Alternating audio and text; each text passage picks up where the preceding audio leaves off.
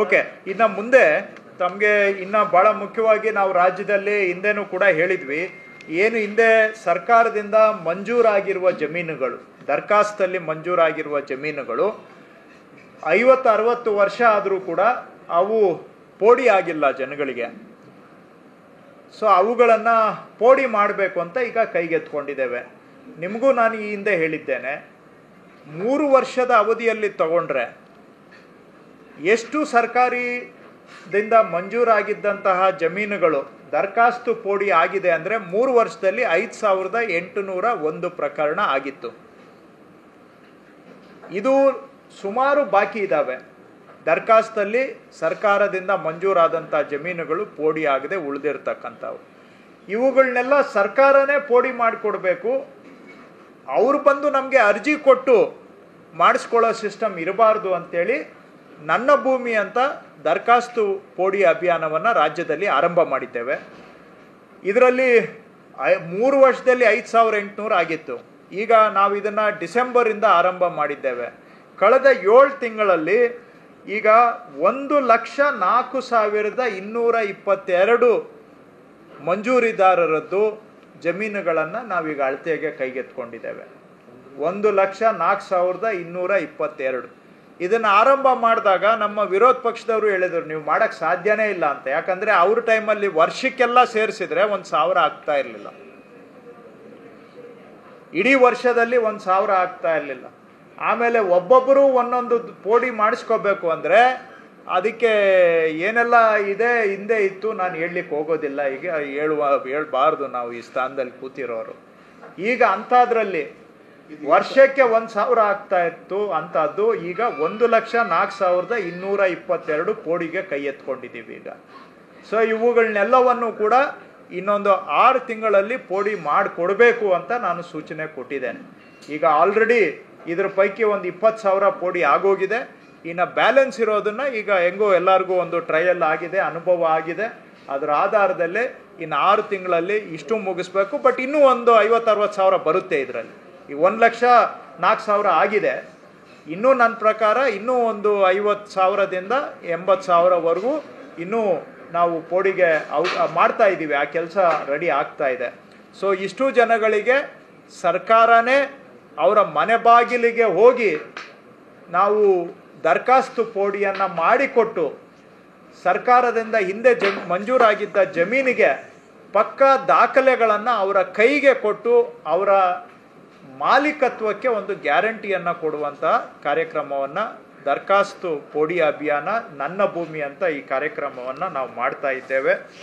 ಇನ್ನು ಉಳಿದಾಗೆ ಕ್ವಿಕ್ಕಾಗಿ ಹೇಳೋದಾದರೆ, ಅನೇಕ ಬಾರಿ ನಿಮ್ಮ ಹತ್ರ ಹೇಳಿದ್ದೇನೆ, ತಹಶೀಲ್ದಾರ್ ಕೋರ್ಟಲ್ಲಿ ಮೊದಲು ನಮ್ಮ ಸರ್ಕಾರ ಬಂದಾಗ ಅವಧಿ ಮೀರಿದಂಥ ಕೇಸುಗಳು ಬಾಕಿ ಇದ್ದವು.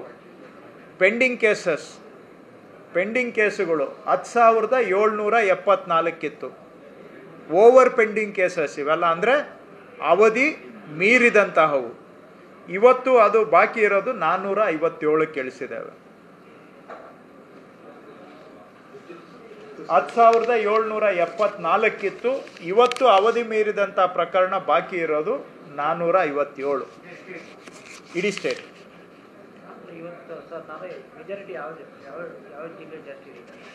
ಈಗ 457 ಜಾಸ್ತಿ ಇದೆ ಅಂತ ಹೆಂಗೆ ಹೇಳ್ತೀರಿ? ಈಗ ಇಲ್ಲ, ಅಲ್ಲೊಂದು ಏನಾಗುತ್ತೆ, ಈ 457 ಯಾಕಿದೆ ಸರ್? 10,774 ಇತ್ತು ಸರ್, 457ಕ್ಕೆ ಬಂದಿದೆ. ಇದನ್ನ ನೀವು ಜಾಸ್ತಿ ಅಂತೀರಾ? 10,774 ಇದ್ದಾಗ ಕೇಳಲಿಲ್ಲ ನೀವು ಯಾರು ಕೂಡ.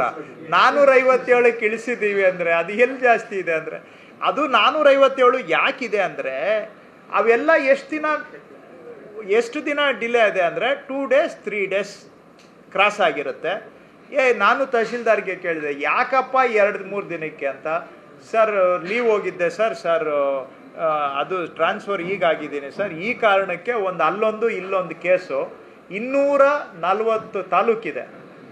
ಒಂದು ತಾಲೂಕಲ್ಲಿ ಒಂದು ಕೇಸು 2 ದಿನಕ್ಕೆ ಹಿಂಗಾದರೂ ಕೂಡ ಅದು ಅಲ್ಲಿ ಬರುತ್ತೆ ಅಷ್ಟೇ. ಇವ್ಯಾವು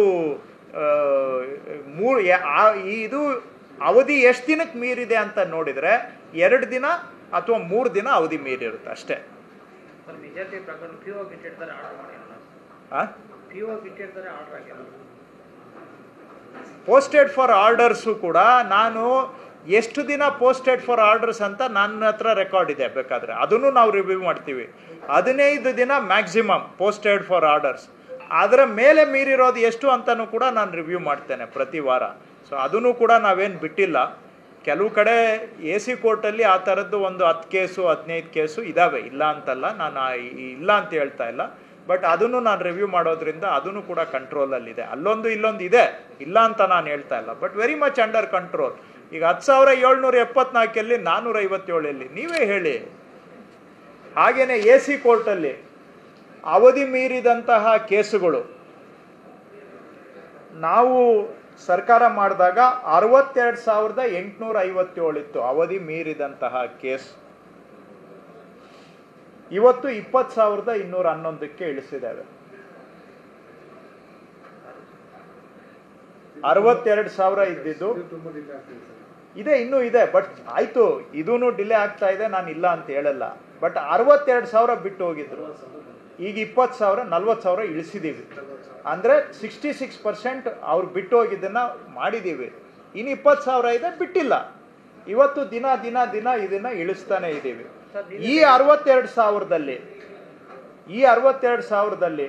1 ವರ್ಷಕ್ಕಿಂತ ಮೀರಿದಂಥ ಕೇಸುಗಳೇ 59,339 ಇತ್ತು. More than 1 year overdue, more than 1 year pending ಇದ್ದವು 59,339 ಇತ್ತು. ಅದು ಇವತ್ತು 16,107ಕ್ಕೆ ಬಂದಿದೆ.